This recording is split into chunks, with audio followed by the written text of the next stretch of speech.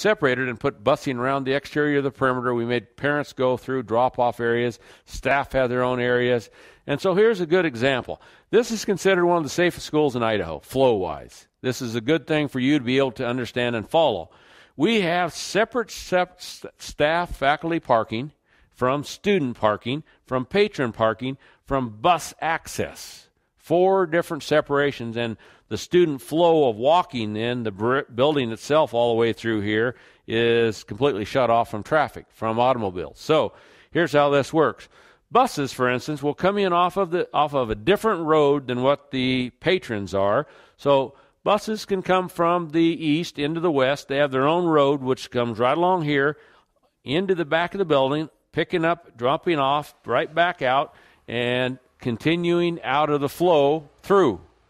That is able to be locked off as we go all along, so that here's a shut off here, a shut off here, a shut off here, meaning pole gates that lock to keep the buses and other vehicles out of the bus area. This will be for service vehicles into the back of the kitchen area, which is right in here, and also for the access of picking students up. So aspect number 1 for safety, buses completely separate, locked off from traffic. Secondly, staff. Staff parking lot, 300 staff members, access in here, access that they can come up this road into here because the buses will be at different times here.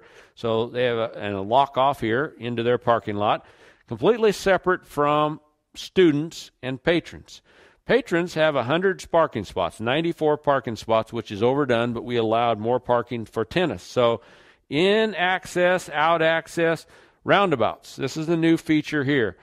The city of Middleton have a ordinance that says that you're not going to come in and go across traffic. A lot of schools have that same thing. They put a little apron there, they call that says that you cannot cross traffic. So roundabouts allow this. If we have a patron coming from the south here, heading to down to the freeway area here to 44, they come around, flip through, come back in here and in. And then if they're leaving the school, same thing here, they're going to go out. If they can go east, they can go north, or they can flip back around and go back to the south.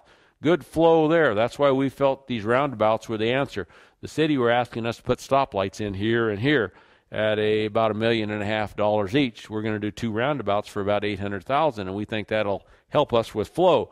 Kids have their own traffic area, ins, outs, and we're going to separate these, but we have these wide enough that we can have 3 lanes to where they got an in and 2 outs, an in and 2 outs for flow. We figure that 1,000 parking lot, and I say kids, that'll be for the auditorium and for the gymnasium for 1,000 spots compared to other schools. Valley View and Caldwell, for instance, is in the 600 to 700 for parking.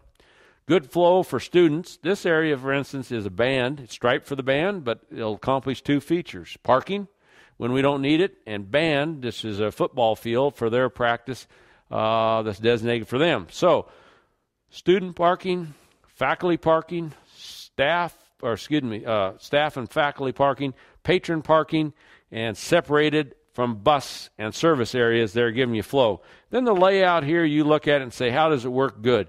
If you have a game going on in here, where's the flow? Good parking in here. We got good access. We have a church over here that has parking for 300 if we need more visitors because we have 4,000 seats there, the flow in and out.